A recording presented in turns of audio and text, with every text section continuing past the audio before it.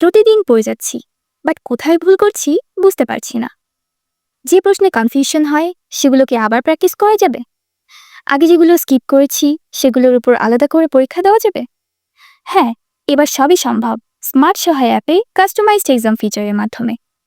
এই ফিচার আপনাকে আপনার দুর্বল জায়গাগুলোকেই শক্তিতে রূপান্তর করতে সাহায্য করবে।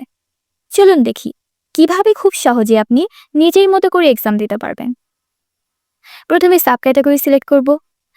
আমি যেহেতু এইচএসসি সায়েন্সের শিক্ষার্থী, তাই আমি সেটাই সিলেক্ট করছি। এবার আমি চাই যে প্রশ্নগুলো আমি ভুল করেছি আর স্কিপ করেছি সেগুলোর উপরে পরীক্ষাটি হোক।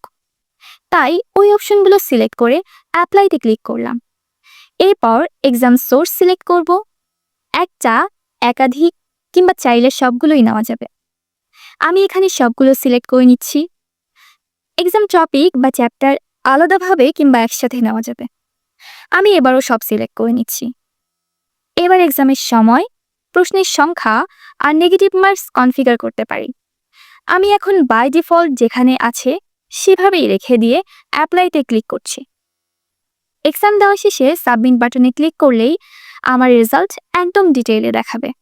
কয়টা প্রশ্ন ভুল, কয়টা স্কিপ আর কয়টা সঠিক উত্তর সহ ফিডব্যাক শিটও থাকবে। কাস্টমাইজড এক্সামের মাধ্যমে নিজের ভুলগুলোকে ধরুন আর প্রতিদিন একটু করে নিজেকে চ্যালেঞ্জ করে জিতুন। শেখা হোক এবার আপনার নিজের শর্তে স্মার্ট সহায়ের সাথে।